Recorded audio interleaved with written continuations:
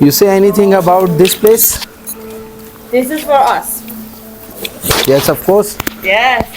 And many years ago. उसको हजूर सल्लल्लाहु अलैहि वसल्लम ने एक लेटर भेजा था जो इस्लाम का था, उसने फाड़ दिया था। जब हजूर को पता लगा था तो हजूर ने कहा था कि एक दिन तुम्हारी भी सल्तनत के इसी तरह टुकड़े होंगे। जगह नायाब है, यहाँ खुद हिस्ट्री लिखी हुई है बड़ी बड़ी कि यज़गढ़ की बेटी बीबी शेर बानो, उनके ज़ाहिर कई अलकाब भी थे और कई नाम भी थे। ये वो मेन जगह है जहाँ से वो पानी गिरा और जो चरवाहा था वो यहीं पर आके सोया और उसको ख्वाब में जो कुछ नज़र आया, फिर उसके बाद ये चीज़ बनी। सकून ही सकून है। अहले बैत की आगोश में जो आया वो फला पा गया, बैठा सकून पा गया, टाइम गुजारा तो इल्म ले गया, इनके साथ चला तो दुनिया में अमर हो गया, इनके पीछे चला तो अमर हो गया।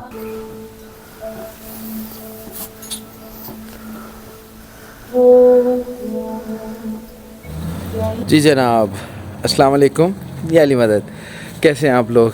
ठीक हैं। आज यज़ में दूसरा दिन है। पहले दिन हम आए, हमने ज़ाहिर आपको बताया कुछ वीडियोस में कि हमने स्वीट लिया और उसके बाद हमने आराम किया और फिर रात को थोड़ी सी शॉपिंग की और उसके बाद आज हम बाकायदा अपने टूर का जो है वो इफ्तिताह तो नहीं कहूँगा, आगाज़ कर रहे हैं। और आज हम एक ऐसी जगह जा रहे हैं और एक ऐसी हिस्ट्री आपके सामने बताने आपको जा रहे हैं जो आपके होश तो उड़ा देगी अगर आप तारीख़ में इंटरेस्ट रखते हैं तो। अदरवाइज़ आपकी जनरल नॉलेज में इजाफ़ा ज़रूर करेगी। और बहुत आज दूर हम जा रहे हैं, यानी कि यहाँ से तकरीबन हम 100-125 किलोमीटर दूर जा रहे हैं पहाड़ों में, और वहाँ कुछ ख़ास हमारे लिए छुपा हुआ है। उसे हमने काफ़ी मेहनत से, काफ़ी अरसे से उसको तलाश किया है, तो इस वजह से आज हमारे लिए दिन बहुत इम्पॉर्टेंट है। मेरे सामने आसिम मलंग खरामा खरामा मेरी तरफ आते हुए, तो देखते हैं। अस्सलाम वालेकुम, या अली मदद। मैं आपका दोस्त आसिम मलंग। आपकी वीडियो के पीछे कितनी मेहनत होती है, कितनी मशक्क़त होती है, ये आप अंदाज़ा नहीं लगा सकते। क्योंकि यज़ में आके जो है वो सारे इमामज़ादों की जगहें ढूंढना और फिर उस जगह का जो है डिस्टेंस देखना कि कितनी दूर है, किस तरीके से मैनेज कैसे करेंगे, किस किस जगह को इतने कम टाइम में कवरेज देंगे, फिर रात भर उनके बैठ के डेटा निकालना, स्टोरी निकालना, फिर वहाँ से मिले या ना मिले ये कुछ नहीं पता होता। लेकिन हम डिपेंड नहीं करते, हमारी कोशिश होती है कि जितना कुछ भी मिल रहे हैं उसमें से सारा सोल्ड आउट करके आपको दें। इसके पीछे बहुत मेहनत होती है, फिर अपने आप को यहाँ पे एडजस्ट करना होता है, यहाँ से चलना होता है, फिर सोना होता है, खाना होता है। लेकिन ये टीम के साथ होती है, अगर टीम नहीं हो तो आपके लिए अकेले मुश्किल हो जाती है। मैं आपका दोस्त आसिम मलंग। अब हज़रत आपसे क्या कहना चाहते हैं? तो मैं और आसिम मलंग साथ साथ आज बहुत इम्पोर्टेंट दिन है, क्या कहते हो? लास्ट टाइम यज़ के लिए बहुत कम दिन रह गए थे और एक बहुत जस्तुजू रहती थी कि यज़ में जो है वो हमने इस तरफ जाना है और हमारे घर वाले उस तरफ जा रहे हैं। ये हमारे घर वाले हैं, ये घर वाले नहीं, ये पाकिस्तानी हैं। आप जिस तरफ भेजोगे ये कभी भी नहीं जाएंगे, दूसरी तरफ जाएंगे। इसलिए हम लोग बहुत ज़्यादा तरक्की में रहते हैं। हम बात कर रहे थे यज़ की, तो इस दफ़ा बहुत कुछ ला रहा हूँ आपके लिए। बहुत कुछ ढूंढा है, समझा है, देखा है और बहुत सारी चीज़ें नई नई आ रही हैं। और क्या लाते हैं आपके लिए, साथ जुड़े रहें, देखते रहें। और आज हमारा पहला दिन है, दुआ करें कि हम हर चीज़ में कामयाब हों और हमारे साथ जो गाड़ी वाला है वो भी अंडरस्टैंड कर सके, क्योंकि हम लोगों को अंडरस्टैंड करना आम लोगों के लिए बहुत मुश्किल होता है। जी हज़रत। वाकई, क्योंकि हम जानते हैं हमारे साथ क्या होता है। तो नहीं आओ, आज इस उम्मीद के साथ हम निकले हैं कि हम अपने रास्ते पे सही जा रहे हैं और सही पहुंच जाएंगे। तो मिलते हैं। उन्होंने अपना इश्क मुझे दिया, तुम्हें भी दें, ज़रूरी तो नहीं। उन्होंने अपना हाथ मुझे दिया, तुम्हें भी दें, ज़रूरी तो नहीं। अपना सफ़रनामा उन्होंने मुझे दिखाया और बताया, तुम्हें भी दिखाएं और बताएं, ज़रूरी तो नहीं। अपने साथ चलने के लिए उन्होंने मुझे चुना, तुम्हें भी अपने साथ चलाएं, ज़रूरी तो नहीं। सुनो, ये दास्तान है इश्क की जो किताबों के पन्नों से खींच दी गई है। इन कागज़ के बिखरे पन्नों को चुनने के लिए उन्होंने मुझे चुना, तुम्हें भी चुने, ज़रूरी तो नहीं। मिलते हैं वो मुझे बुला के, मैं मिलता हूँ उनके पास जाके, तुम्हें भी बुलाएं और मिलें, ज़रूरी तो नहीं। देखो, ये दास्तान है सदियों पुरानी और मैं हूँ इस सदी का। जो दास्तान है मुझे उन्होंने सुनाई, तुम्हें भी सुनाएं, ज़रूरी तो नहीं। जानो, ये सफ़र है इश्क का जिसमें नुकसान और तकलीफ़ें ही तकलीफ़ें हैं। उन्होंने मुझे तकलीफ़ें और नुकसान देने के बाद भी सहारा दिया, तुम्हें भी वो सहारा दें, ज़रूरी तो नहीं। मिलते हैं अपना दुख लेकर वो मुझसे, भूल जाता हूँ अपना दुख उनके दुख सुन के, तुम भी जानो वो तुम्हें भी सुनाएं, ज़रूरी तो नहीं। ये सफ़रे इश्क है, ये दिल में आता है, रूह को सुकून देता है। आज मैं सुकून में रहता हूँ, तुम भी सुकून में रहो, ज़रूरी तो नहीं। ना समझ आने वाली कहानी जो आई मुझे समझाने और बताने, वो तुम्हें भी समझाए और बताए, ज़रूरी तो नहीं।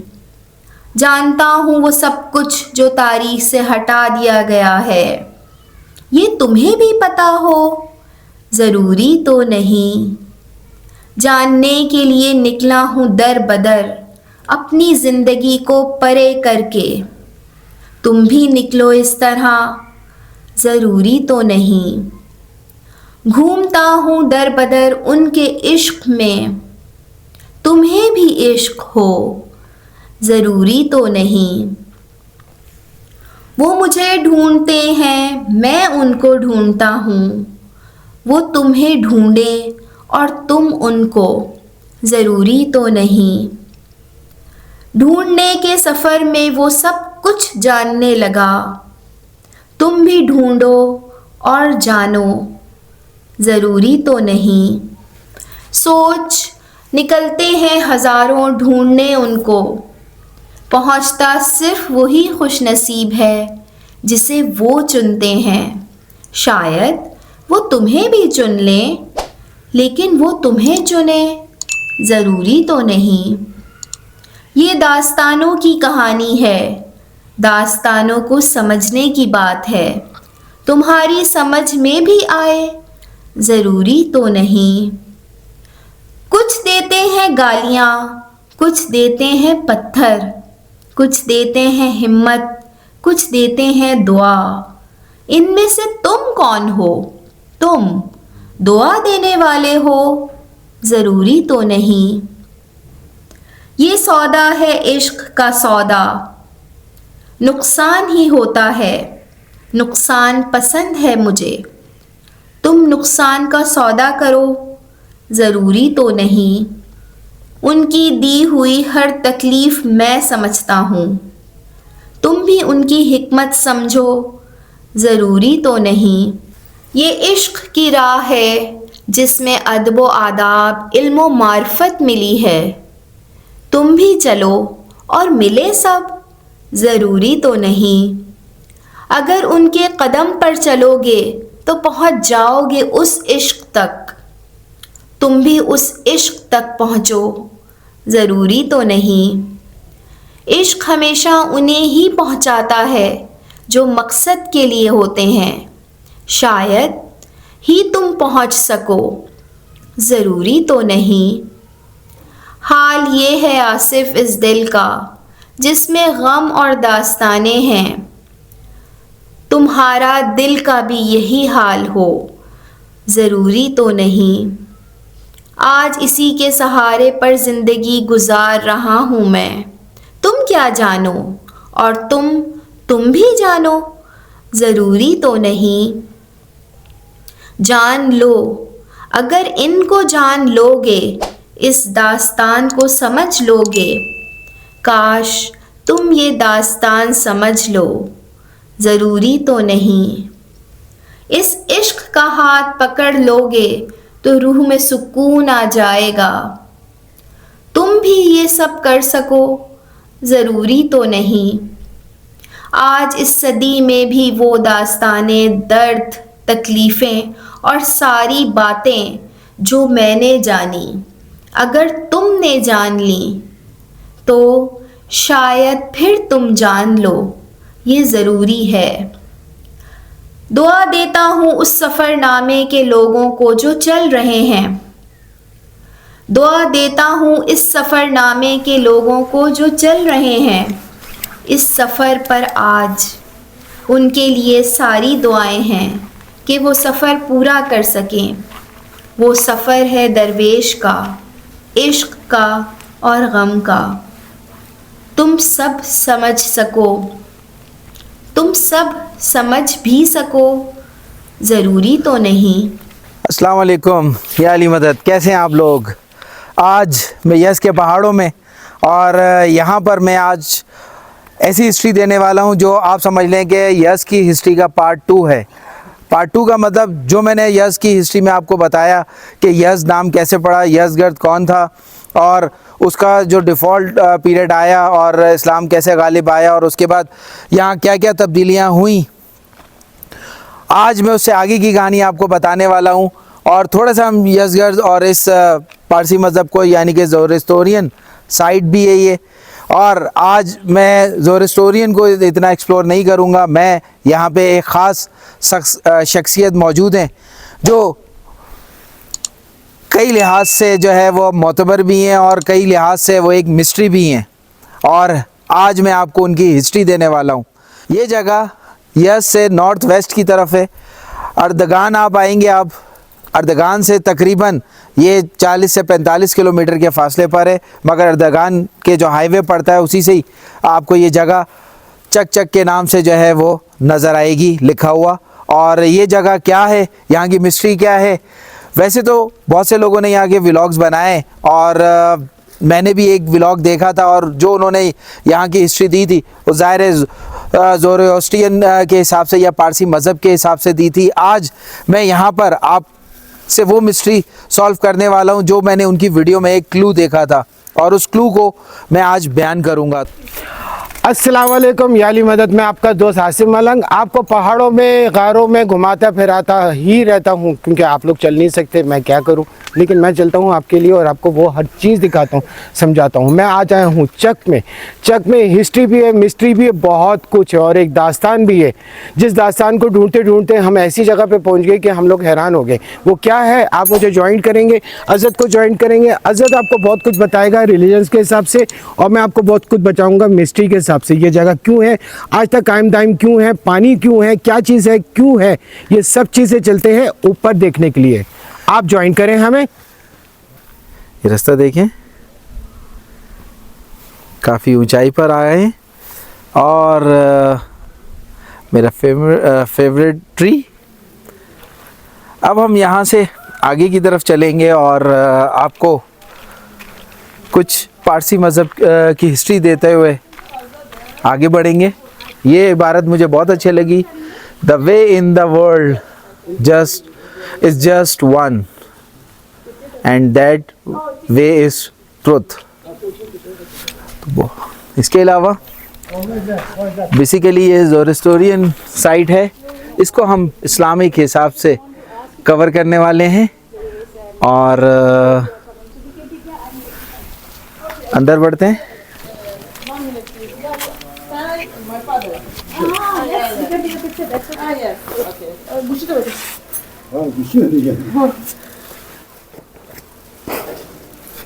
One more. Okay. Ah. You say anything about this place? This is for us. Yes, of course. Yes. Many years ago. Okay. Okay. First, when was you come here? When my mother چی میشه؟ جد. Grandmother. My old grandmother is Shahbanu. Oh, Shahbanu. Shahbanu. Sheher Bano. Shahbanu. Daughter of Yazgir. Daughter of Yazgir. Yes, Yeah, I yes. know. We have history for daughter of. Yazgir. I have many clue about her. Today this video I explain many things about her. How she come here, what circumstances face her, and Okay. how survive. I think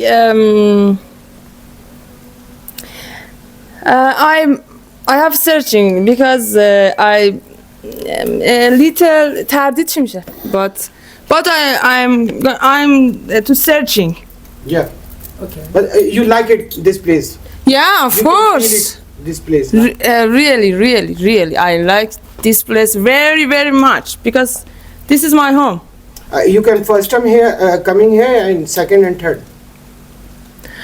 How many times you? Have you ever been here earlier, or is this the first time that you are coming? Yes, this is the first time. I'm from Mashhad, You Khorasan. live there in Mashhad? Mashhad and Tehran. Okay. Okay. And my father Yazgird, he's کشتنش دیگه. He killed in Khorasan. Khorasan. Okay. Yeah. No? همین. Okay. That's okay. Thank you so much. Thank you. It was really nice meeting you. Yes, let's meet you. You can take a picture. तो जनाब आगे बढ़ते हैं. यहाँ हमने 4 persons का ticket charge हुआ है. जो लोकल ईरानी हैं वो तो यहाँ के लोकल यज़दी हैं, उनका टिकट नहीं है. और टूरिस्ट का यहाँ पर है टिकट. तो लेके हम आगे बढ़ते हैं. स्टेयर्स आपको बताऊंगा यहाँ की कितनी है. उससे पहले अब ये थोड़ी सी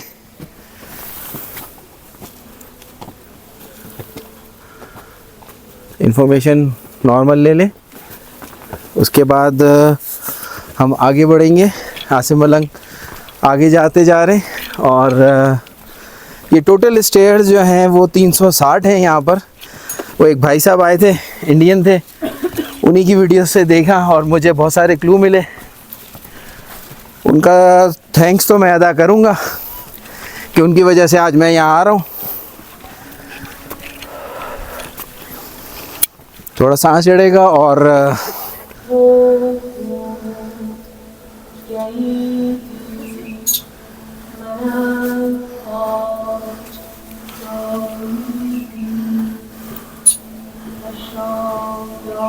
जी जनाब.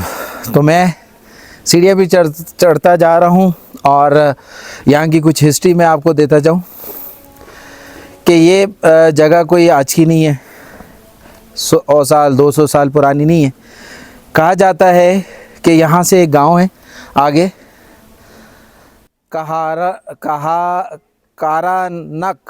कारानक करके जो है वो एक विलेज है यहाँ से आगे. उसको भी हम अभी इस वीडियो को एंड करके नेक्स्ट व्लॉग जो होगा वो उस पर बनाएंगे.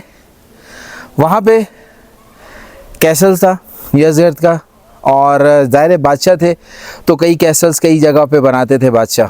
तो उसमें से कहा जाता है कि यज़गर्द जिसने कई शादियाँ की, और ये यज़गर्द 3 की बात कर रहा हूँ मैं, ना यज़गर्द 1 की बात कर रहा हूँ, ना मैं 2 की बात कर रहा हूँ, मैं यज़गर्द 3 की बात कर रहा हूँ. इसको अगर थोड़ा सा हम तवील करना चाहे वीडियो को, तो इसमें ये है कि यज़गर्द 1 जो था उसको हज़ूर सल्लल्लाहु अलैहि वसल्लम ने एक लेटर भेजा था जो इस्लाम का था, उसने फाड़ दिया था. जब हज़ूर को पता लगा था तो हज़ूर ने कहा था कि एक दिन तुम्हारी भी सल्तनत के इसी तरह टुकड़े होंगे.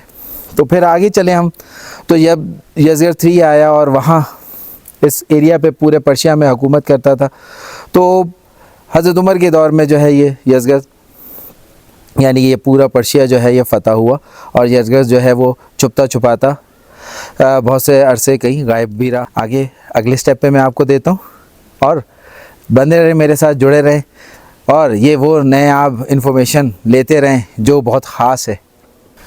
तो मैं आपसे कह रहा था कि अगली सीढ़ियाँ चढ़ने से पहले ही मैं आपको कुछ बता दूं कि फ़्लो सीढ़ियों का अच्छा है।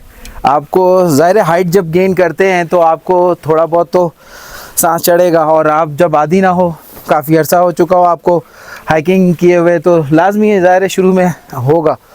तो हम बात कर रहे थे यज़गर्द 3 की। उसने कई शादियाँ की। कहा जाता है कि उसकी एक बेगम जो है वो सिंधी भी थी, यानी कि सिंध से लेकर आया था, और उस ज़माने में सिंध और हिंद ज़ाहिर एक ही था।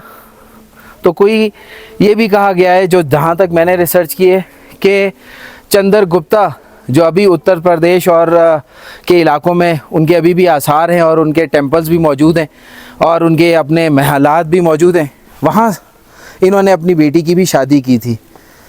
तो इस तरह दोहरा रिश्ता या यज़गर्द 3 का बनता है। और जिन बीबी का आज मैं ज़िक्र करने वाला हूँ और जिन शख्सियत को इंट्रोड्यूस दोबारा करवाने वाला हूँ, उस पर मैंने तकरीबन, आप सोचें कि मैं 3 साल लगे मुझे ये मैं बातें करने के चक्कर में, यानी कि यहाँ मैं आपको एक्सप्लेन कर रहा हूँ, इसको मुझे 3 साल का अर्सा लगा। इसमें और भी बहुत सारी रिसर्च आ रही हैं। आगे जाके हम आपको एक अमीर पीर के बारे में बताएंगे कि वो शख्सियत कौन है और कैसे हैं। और कुछ लोगों ने वहाँ चले गए, मगर हम अभी तक वहाँ जा चुके हैं कई बार, और उसके बाद भी हमने जो है वो वीडियोस अभी तक नहीं बनाई। उसकी रीज़न्स है क्योंकि हमें प्रॉपर हिस्ट्री मिलती जा रही है, तो उसी के सर्चिंग में हम यहाँ तक पहुँचे। जब यहाँ पहुँचे तो हमें पता लगा कि यहाँ सीन कुछ और भी है। तो वो क्या सीन है वो अगले स्टेप पे बताऊँगा।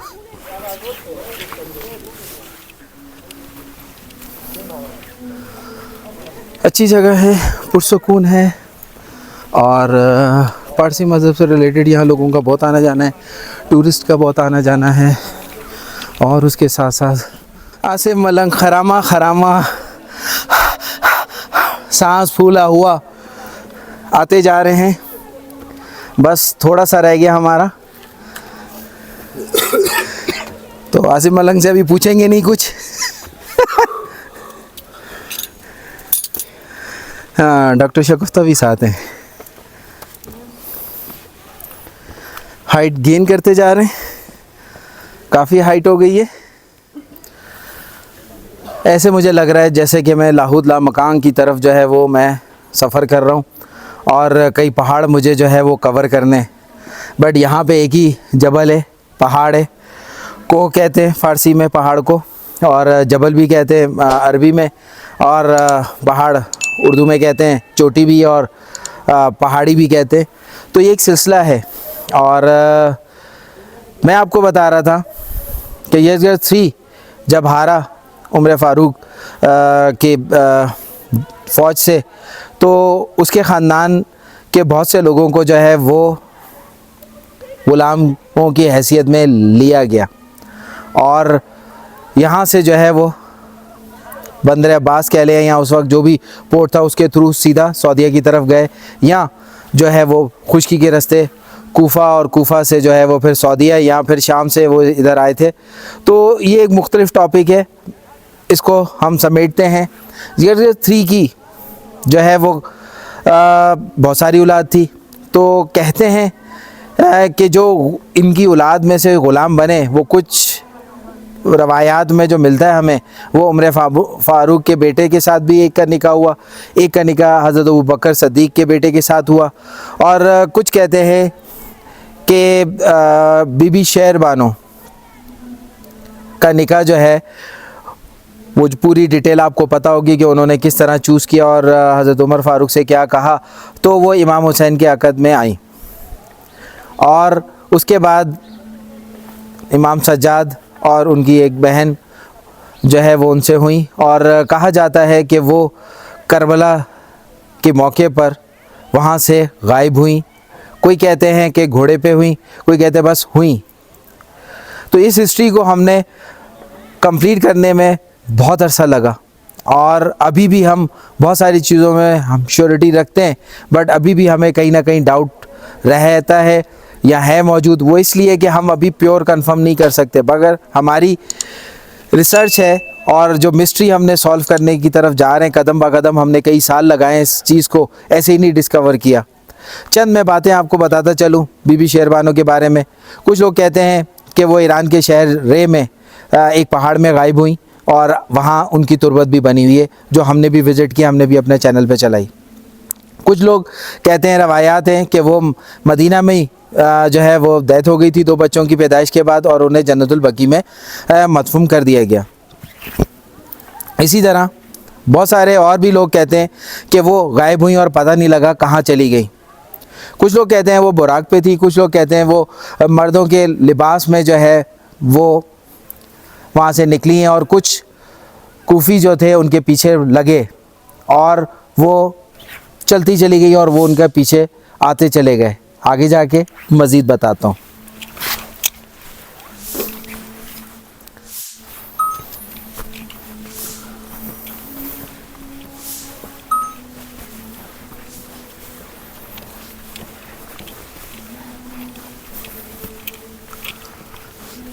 मुख्तलिफ रास्ते हैं, ये भी है और ये भी रास्ता जाता है।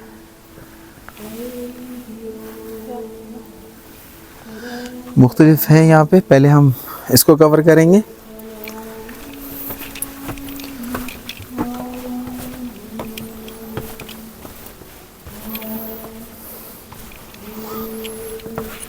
ये रूम्स बनाए हुए, पहले मैं आपको दिखा दूँ फिर इनके बारे में।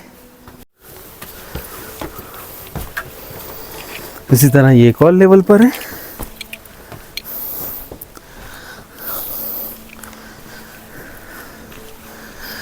फाउंडेशन भी यहाँ बन रहा है और मुख्तलिफ रूम्स हैं।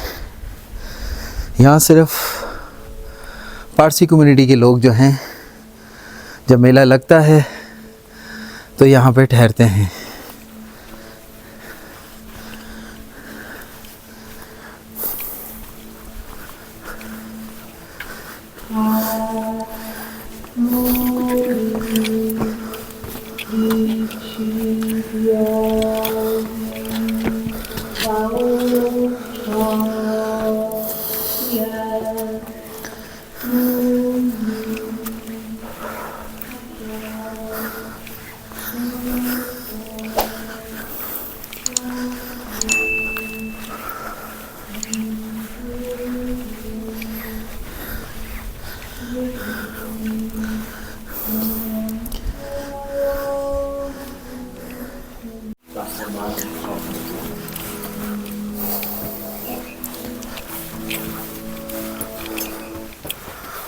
फाइनली हम पहुंच गए।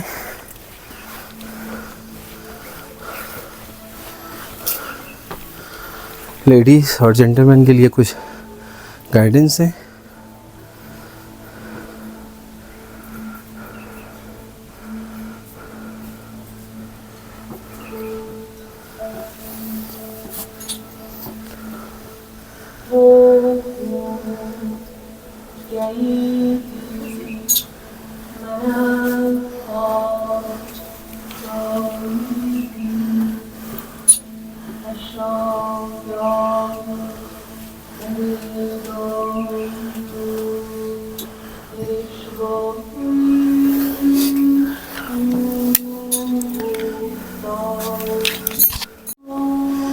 ये देखिए पानी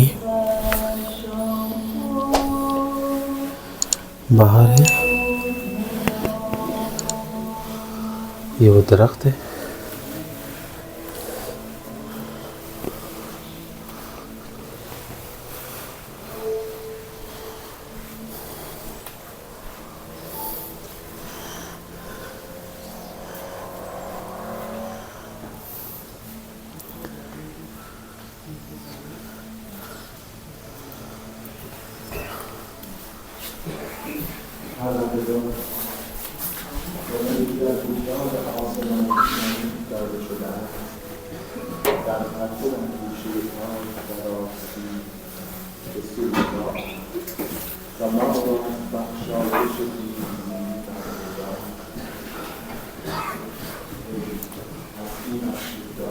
ये कुछ यहाँ पे हिस्ट्री है।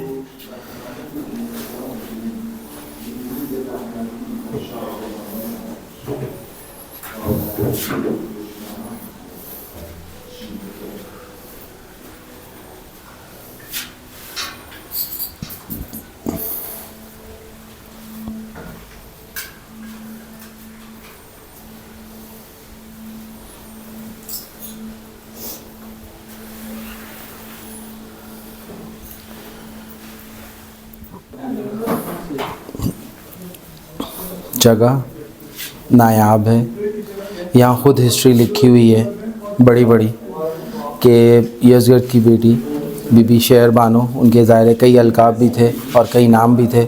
यहाँ पर आपको हयात बीबी के नाम से मिलेगा, इंटरनेट पे आपको नेक बीबी के नाम से मिलेगा। ठीक, ये एक ही उनके नाम हैं और इसके अलावा भी उनके नाम और अलकाब रहे हैं लाइफ में। जितना भी मैंने अभी तक आपको दिखाया, जो नीचे से ऊपर आते हुए जो रूम्स बने हुए थे, इसको जो है वो खालिक या खलीक कहा जाता है। यहाँ पे सिर्फ जो है पारसी मज़हब के जो लोग हैं वो यहाँ पे ठहर सकते हैं, नाइट स्पेंड कर सकते हैं। दूसरे जो है वो यहाँ पे एक्सपेंड नहीं कर सकते और वो चाहें तो इस हदूद से बाहर टेंट वगैरह लगा कर रह सकते हैं, और जो लोग अक्सर यहाँ के लोग लोकल करते भी हैं। और ये जगह किस तरह बिल्ड हुई ये मैं पहले आपको बताऊंगा, उसके बाद मैं आपको यहाँ की ज़ियारत भी कराऊंगा। ये जगह बेसिकली जब बीबी शेर बानो कहा जाता है कि करबला से एस्केप हुई, यानी कि वहाँ से गायब हुई, तो मर्दों के कपड़ों में थी, मर्दाना लिबास में थी, और उनके साथ कुछ और भी लोग थे जो उनके साथ चले रात की अंधेरे में, जिसको यजीद की फ़ौजों ने देखा, और कुछ सिपाही जो थे या एक बटालियन कह लें आप, वो उनके पीछे लग गई, और करते करते ताक़ुब करते करते वो यहाँ तक आए। और यहाँ पे क्यों आए, बीबी यहाँ पे क्यों आई, क्योंकि वो अपने आबाई घर आई। ये यज़गढ़ का यहाँ महल भी करीब में ही है, जो हम आगे आपको बताएंगे जाकर। महलों में से एक महल है, यज़ में भी बहुत सारे महल हैं। इसी तरह जब वो यहाँ पर आईं तो यहाँ पर उन्होंने ज़ाहिर आबाई अपनी साइड पर आना था, और जब वो यहाँ पे पहुँची हैं तो ज़ाहिर अरब जो यहाँ पे लिखा हुआ, कुछ अरब जो है उनका पीछा करते हुए आए, तो वो इन पहाड़ों में चढ़ी, और चढ़ने के बाद वो यहाँ पर इस दरख्त के पास आईं, और उन्होंने जो है वो फ़रियाद की खुदा से कि मुझे जो है वो तू अपनी हिफाजत में ले ले, मेरे दुश्मन जो हैं वो बढ़ते जा रहे हैं और मुझे वो मेरी जान के प्यासे हैं। तो उस वक्त ज़मीन खुली और वो उस जो आप कह लें गढ़ा कह लें या जो दरार पड़ी उसमें वो चली गई, और उसके बाद वो दोबारा ज़मीन बंद हो गई। अब ये मामला जो था वो हुआ, और उसके बाद जब ट्रुप आया, इधर सिपाही आए और उन्होंने देखा यहाँ बीबी कहीं भी नहीं है, और कुछ दिन उन्होंने यहाँ पे क़याम किया और नाउम्मीद होके वापस चले गए। ये तो वो किस्सा है जो हर जगह लिखा हुआ भी है।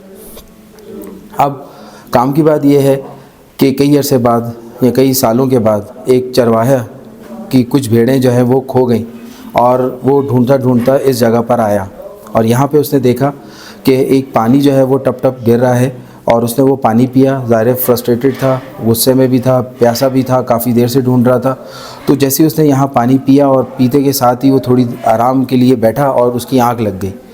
उस आँख लगी है तो बीबी जो हैं यानी कि बीबी शेर बानो, वो उसके ख्वाब में आई और उससे कहा कि तुम इस जगह पे एक बहुत बड़ा जो है वो एक कमरा बनाओ, और वहाँ पे कैंडल्स और लाइट का इंतज़ाम करो, खुशबू का इंतज़ाम करो। तो वो बंदे की आँख खुली और उसने इधर उधर देखा, कोई भी नहीं था, और उसके बाद उसने देखा कि उसकी बकरियां जो हैं वो भी हिफाजत से हैं, और वो भी सुकून से हैं और चल रही हैं, और वो भी पानी पी रही हैं। ख्वाब में उसने और मज़ीद ये भी देखा था कि उसकी बकरियां जो है वो बीबी ने कहा हमने तुम्हारी बकरियों की हिफाजत कर रहे हैं, तुम सुकून से यहाँ सोते रहो। तो इस सिलसिले से आगे बढ़े, तो फिर उसने जो है वो यहाँ के जो ज़रोस्टोरियन जो लोग थे उनके पास गया, क्योंकि ये जगह उस ज़माने में भी थी। बेशक यहाँ पे इस्लाम आ चुका था, बट फिर भी ये जगह तो ज़रोस्टोरियन ही की थी। तो वो उनके पास गया और उनकी मदद से यहाँ पे एक पहली जो है वो ज़ियारत बनी, और उसके बाद जो है वो यहाँ पर लाइट का और दूसरा सिस्टम आहिस्ता आहिस्ता स्टार्ट हुआ।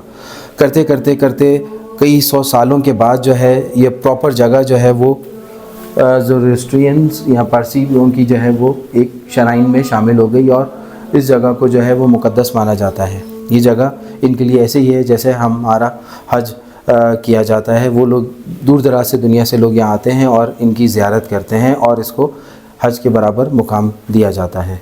बहुत मोतबर जगह है और यहाँ पर साल में तकरीबन जो है वो यहाँ गैदरिंग भी होती है, मेला भी होता है बीबी का, और तकरीबन 24 से 30 जून के दरमियान जो है मेला जो है मुनक्किद किया जाता है और दूर दराज से जो है वो पारसी मज़हब के मानने वाले आते हैं। दूसरे लोग यहाँ आते हैं मगर वो टिकट देते हैं और उनको इजाज़त दी जाती है, वो भी शामिल हो सकते हैं मगर ठहर नहीं सकते हैं।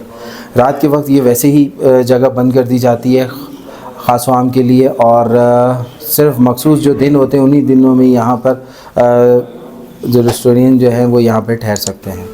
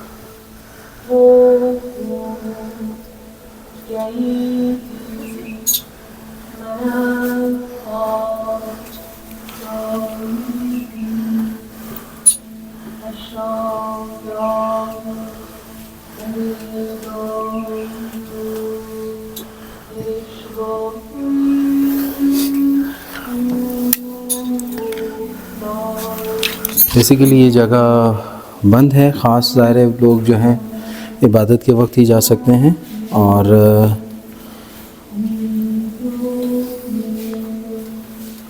जितना मुझसे हो सका मैं आपको ये जगह बता सकूँगा और कोशिश करेंगे कि वो पानी की जगह भी जो है वो हमें नज़र आ जाए, क्योंकि इस वक्त ये अंदर की जगह बंद है और लॉक लगा हुआ है और यहाँ के जो मजाविर हैं वो भी यहाँ पे मौजूद नहीं हैं।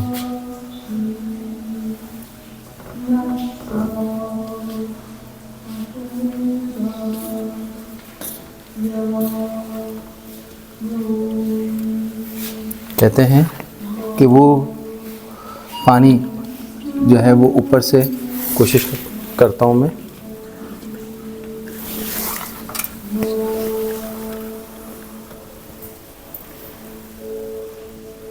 शायद मैं आपको दिखा सकूं।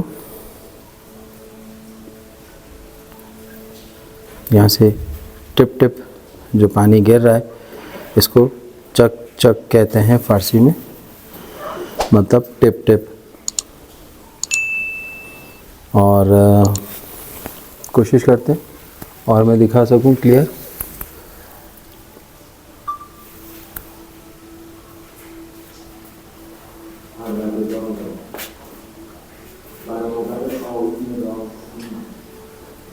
जगह के लिए एक एक टिप टिप करके पानी गिर रहा है यहाँ पे और पानी फर्श पे गिर रहा है।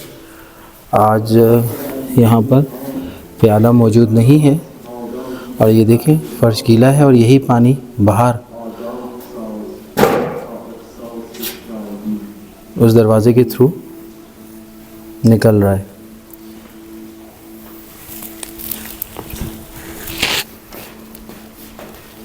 अब कैमरे के यहाँ कितना इस पानी को कैप्चर कर पाई है वो तो मैं नहीं जानता इस वक्त, क्योंकि मैं मेकिंग में हूँ, बट मुझे अपनी आंखों से टिप टिप करता हुआ पानी नज़र आ रहा है। जैसा कि मैंने आपको बताया वहाँ से पानी टपक रहा है और ये भी रवायत है कि जितने ज़्यादा लोग होंगे उसके हिसाब से पानी जो है वो उतना ही स्पीड में टपकने लगता है। जो ज़ोरोस्ट्रियन पूरे रिलीजन को या उनकी एक्टिविटीज़ को यहाँ कंट्रोल करते हैं, यहाँ मैनेज करते हैं, जिनका ऑफिस जो है वो यज़ में है, वो कमेटी जो है या एसोसिएशन जो है वो इस मज़ार को भी देखती है और इसकी सारी एक्टिविटीज़ को भी देखती है। यहाँ पे लोग दूर दराज से तो आते ही हैं, और हमारे आने का मकसद जो मैंने आपको बताया कि यहाँ आएंगे तो आपको पता लगेगा कि यहाँ क्या हिस्ट्री छुपी है। यहाँ पर लोग कहने को तो बहुत सारी बातें करेंगे, और मुझे भी पता मेरी वीडियोस पे भी एतराज़ात तो लोग करेंगे। ये ज़ियारत इस चीज़ का मुँह बोलता सबूत है कि अहले बैत कहीं पे भी चले जाएं, कहीं ना कहीं किसी न किसी रूप में पहचाने जाते हैं, अपनी करामात से, अपने मौज़ात से, अपने आप से, और अपने वजूद से, और अपने अमल से। रहती दुनिया तक ये ऐसे ही पहचाने जाते रहेंगे। यहाँ पर नेक बीबी के नाम से, या बीबी हयात के नाम से, या बीबी शेरबानो के नाम से ये जगह मौजूद है। यह खुली आंखों से देखने वाली है, बंद आंखों से देखने वाली ज़ियारत है, और महसूस करने वाली है कि वो लोग जो इल्म के प्यासे हैं और जानना चाहते हैं कि अहले बैत के साथ क्या हुआ, और किस तरह अहले बैत के घराना जो है वो बिखरा, और उनके साथ क्या क्या हुआ, और फिर अब वो वक्त आ रहा है कि जर्नी ऑफ फेथ क्या और भी बहुत से लोग इन चीज़ों को इकट्ठा कर रहे हैं आपके लिए। और जर्नी ऑफ फेथ की कोशिश है वो सारी चीज़ें, वो सारे अहले बैत के नग आप कह लें या मोती कह लें, अहले बैत के वो सारे मोती हम इकट्ठे करने की कोशिश कर रहे हैं, जिससे हम आपको बता सकें कि वाकई अहले बैत की हर काम में मसलियत भी है, हिकमत भी है, और दनाई भी है, और अमल भी है। तो ये जगह ज़रूर आए।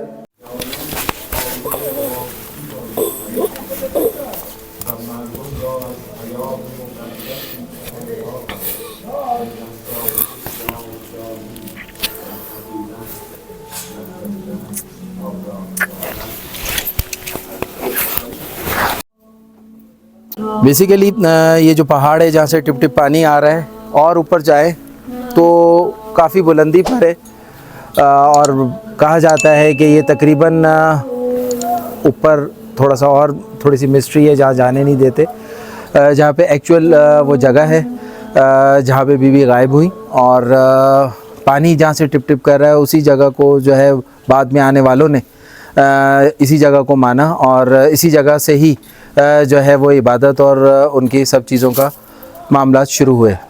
और बाद में बहुत सारे लोग आए और उन्होंने भी यहाँ पे बहुत सारी तहकीकात की।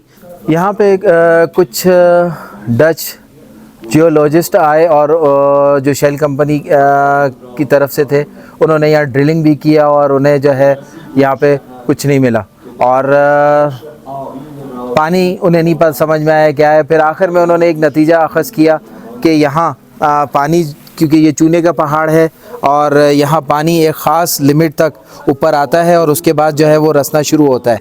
उन्होंने काफ़ी कोशिश की कि इस चीज़ को जो है वो करोदा जाए और देखा जाए कि वाकई है।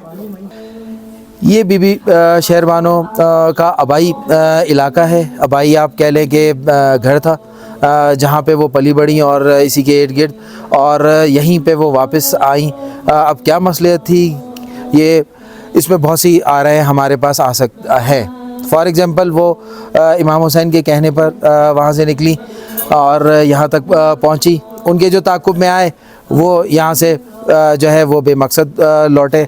दूसरी चीज़ ये है कि मे बी कि वो मदद लेने आई हों, कि वो मदद कर सके। जैसे इमाम हुसैन ने बहुत सारे जो है वो ख़तूत भी लिखे और करबला जाने से पहले, और मुख्तलिफ़ लोगों को सफ़ीर भी बनाया। और इसी में आप इंडिया के एक राजा की भी कहानी सुनते हैं जो हुसैनी बरहमन है, उनकी भी कहानी सुनते हैं, और बीबी शेरबानो की भी आज हमने सुनाई। ये भी आपस में मिलती हैं और ये भी आपस में जॉइंट हैं, और इनका भी आकर आपस में ताना बांधा बंधा हुआ है। उसको मैं अगर थोड़ा सा अपने अल्फाजों में एक्सप्लेन कर सकूं तो ये मेरी ज़ाती रिसर्च है और इसको मैंने बहुत सारे क्लू पॉइंट से जोड़ा है। ये सारी रिसर्च और ये सब चीज़ें हमने कई सालों में, जैसे मैंने आपको बताया, की हैं। ये आसान नहीं है और ना ही बहुत मुश्किल है। बस आपको प्यास होनी चाहिए, आपको लगन होनी चाहिए, और आपको ये चीज़ें पता लग जाती हैं। बेसिकली सारी मिस्ट्री इस जगह पे मौजूद है।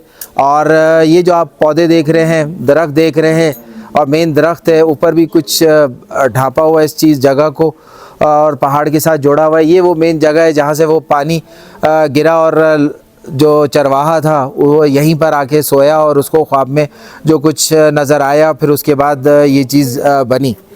ज़ोरिस्तानियन अगर रिलीजन में झांका जाए तो ज़ाहिर है उनके जो भी बादशाह जो उस ज़माने में होता था उसी को वो बादशाह या फ़ादर अपना मानते थे और उसी को उसके ख़ानदान को अपना ख़ानदान मानते थे और उसके साथ साथ वो जो हुक्म वो सादिक करते थे वही चलता था। तो फिर कभी आएंगे हम इसमें और आपको ज़ोरिस्तानियन मज़हब की या पारसी मज़हब की जो है वो और अच्छी और मुकम्मल डिटेल देंगे। अभी हम इब्तदाई रिसर्च में यहाँ तक पहुँचे हैं जो कई सालों पे मुहीद है और यहाँ पर मैं आपको बताता चलूँ, जैसे कि मैं बता रहा था कि क्या पता बीबी शेर बानो जो हैं वो आशूरा से पहले कब यहाँ से निकली ये तारीख़ में नहीं पता, बस ये पता है कि वो एक लेडी थी, वो वहाँ से निकली थी और उनके पीछे कुछ लोग लगे थे। अगर उसी कहानी को हम यहाँ जोड़ें तो अरब से वो लेडी आई, यानी कि नेक बानो या हयात बानो आई और उन्होंने ही यहाँ पर जो है वो अपनी गायबियत शो की, गायब हुई।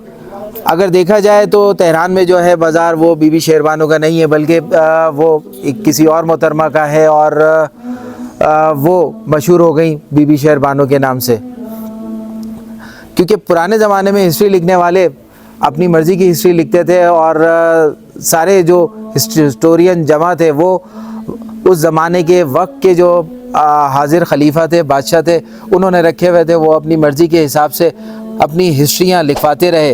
अहले बैत के साथ कोई ऐसा नहीं था जो उनकी हर जगह की हिस्ट्री लिख सकता, इसीलिए अहले बैत जो है वो आहिस्ता आहिस्ता मिस्ट्री में चले गए और जो बादशाह थे उस ज़माने के खलीफा थे वो हिस्ट्री में आ गए और आज 1400 साल बाद भी ये मिस्ट्री ही है अहले बैत की जो आहिस्ता आहिस्ता ओपन होना शुरू हुई है।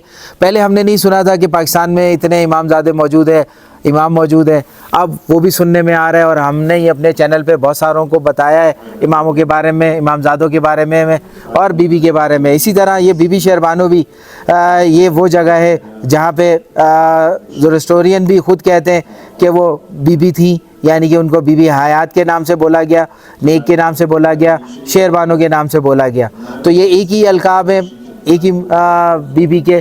तो इसके साथ साथ और मज़ीद हमारी रिसर्च जारी है और यहाँ पर कुछ बताता चलूँ मैं आपको कि बीबी शेर बानो की वालदा जो है वो कहा जाता है कि वो हिंद से थी, यानी कि सिंधी थी और इनकी एक बहन भी उनकी शादी हुई चंद्र गुप्ता ख़ानदान में और वो आज भी ख़ानदान की जो आप कह लें कि रेंज हैं वो उत्तर प्रदेश की साइड पे मौजूद हैं और इसी तरह यर्स गर्स की और भी बहुत सी औलाद थी जो मुख्तलिफ मैंने आपको वीडियो में बताई। और कुछ ख्याल ये भी है कि बीबी शेर बानो की जो वालदा थी वो ज़ोरिस्तानियन ही थी और तभी वो यहाँ पर आईं और यहाँ पर अपने आप को गैबियत की हालत में लेके गईं। तो इस तरह ये बहुत मिस्ट्रिकल जगह है और यहाँ पर एक पुरअसरारियत तो मौजूद है और यहाँ जुमला जितनी भी बोला जाए कि जो बीबी ने भी ख्वाब में उनको कहा था कि यहाँ पे सुकून भी होगा, यहाँ पे जो है वो रूहानियत भी मौजूद होगी और यहाँ पर लोग आएंगे और अपनी जो ज़रूरत की तहत जो विशेष मांगेंगे वो भी यहाँ पे पूरी होंगी। तो इतने 100 सालों में ये सब चीज़ें यहाँ पे हो रही हैं और ये मुझे बोलने की ज़रूरत नहीं पड़ेगी कि आप भी आए और यहाँ पे ये सब चीज़ें करें। यहाँ लोग आते हैं, करते हैं, यहाँ ओपन फॉर ऑल है, किसी के लिए कोई पाबंदी नहीं है। यहाँ टिकट है जो तकरीबन 1.5 लाख तुमन का है, वो आप देकर यहाँ पर विज़िट कर सकते हैं। चाहे यहाँ आप सुबह से लेकर शाम तक आएँ, यहाँ सुबह 8 बजे से शाम 6 बजे तक की टाइमिंग मौजूद है। और बहुत सी बातें मैंने आपको कही, बहुत सी चीज़ें मैंने आपको कंफर्म भी की और मैंने कुछ क्लू भी आपको इस वीडियो में छोड़े। वो इसलिए छोड़े हैं कि ताकि आप भी रिसर्च कर सकें। हमारी रिसर्च अभी भी जारी है और अभी भी हम जो है वो कोशिश करेंगे कि हर बार जब भी हम ईरान आएँ तो यहाँ की ज़ियारत ज़रूर करें ताकि हमें नई से नई मालूमात और नई से नई नॉलेज मिल सके जो हम सारा साल रिसर्च करते हैं। ये एक ख़ानदान की कहानी नहीं है, ये एक कुंबे की कहानी नहीं है, ये एक पूरे इस्लाम की कहानी है कि एक इस्लाम ज़ाहिरी वो फैला और एक इस्लाम इन्होंने फैलाया।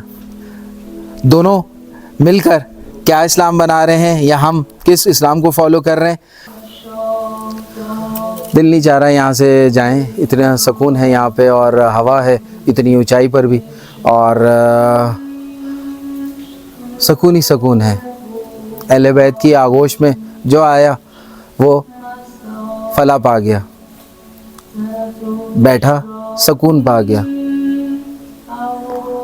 टाइम गुजारा तो इल्म ले गया, इनके साथ चला तो दुनिया में अमर हो गया, इनके पीछे चला तो अमर हो गया। तो ये वो लोग हैं जो हमेशा देते हैं बगैर मांगे।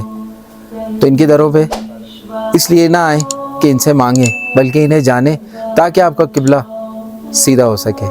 मेरी बातें आपको बुरी लगी हो तो माफ़ी चाहता हूँ, मगर ये हकीकत है कि हम हकीकत से ही भाग रहे हैं। सिर्फ हम उन चंद मफरूज़ात पर अपनी ज़िंदगी गुजार रहे हैं जो हमें जस्टिफाई करते हैं कि हम सही हैं। तो इसी के साथ मैं बहुत सारे सवालात इस वीडियो में छोड़ता हूँ आपके लिए, ताकि आप उसको ढूंढते हुए हमारी तरह आएँ और यहाँ से इल्म पाएँ, सेहत पाएँ और बहुत कुछ पाएँ। तो मेरी वीडियो को लाइक और शेयर करना ना भूलिएगा, और जब भी आप ईरान की ज़ियारतों पे आएँ तो यहाँ पे ज़रूर आइएगा। मुश्किल नहीं है। अगर आप रिमदान बॉर्डर से आते हैं तो आपने चाबहार से यस की गाड़ी लेनी है जो शाम को चलेगी और सुबह सुबह आपको यहाँ पे पहुँचा देगी। आप वहीं से ही टैक्सी लें, उसको बुक कर लें, टैक्सी के वाले को बोलें कि चक चक जाना है, वो आपसे जो भी मामला तय करेगा वो तय करवा लें, कोई ज़्यादा दूर नहीं है। यहाँ आएँ, ज़ियारत करें और टाइम से जो है वो आप दोबारा से जो है वो रेलवे स्टेशन पहुँच जाए, रेलगाड़ी में बैठ के मशहद या कुम की तरफ चले जाएं, या बस में बैठ के कुम या मशहद की तरफ चले जाएं। इतना आसान रूट है और इतनी आसान जगह है, मगर यहाँ पर सुकून से भरी है। आज के इंसान में यही सुकून नहीं है। पैसे ने उसे पागल तो ज़रूर किया है मगर अंधा भी कर दिया है, क्योंकि वो सिर्फ़ एक ही तरह से, जिस तरह मीडिया आपको चला रहा है आप उसी तरह चलते जा रहे हैं, और किसी की मानते हुए अपनी मानना छोड़ दी है और अपनी मनाना शुरू हो गए आप। तो बहुत प्यारी जगह है, इन पहाड़ों के दरमियान आप वक्त गुजारें, आपको वाकई आपके पैसे ज़ाया नहीं जाएंगे ज़ियारत के। यहाँ ज़ियारत वसूल होगी। माज़रत के साथ इतना बड़ा वर्ड बोला मैंने, मगर मैं यही कहूँगा कि ये बीवी हैं और यहाँ आएँ, और उस इमाम की बीवी वालदा हैं जिनसे आगे आल चली, यानी कि इमाम हुसैन की वाइफ, इमाम सज्जाद की वालदा, जहाँ से आगे इमाम भी आए, ये वो मदर हैं। तो यहाँ आएँ, इनसे मिलें, अपने आप को रजिस्टर करें और फिर आगे जाए तो देखें आपकी मंजिलें भी आसान होंगी और आपका बेड़ा भी पार होगा। यहाँ तक के लिए मेरी वीडियो को लाइक और शेयर करना ना भूलिएगा। नए हैं तो सब्सक्राइब ज़रूर करिएगा। अस्सलाम वालेकुम, या अली मदद। तो ये है आसिफ मलंग और ये हमारी गाड़ी है जिसमें हम घूम रहे हैं और ज़ियारतों पे ज़ियारतें किए जा रहे हैं। और अब हम आगे चलते हैं, जो कि हम आपको नेक्स्ट व्लॉग में बताएंगे कि हम आगे क्या एक्सप्लोर करने वाले हैं। तो stay tune on journey of faith.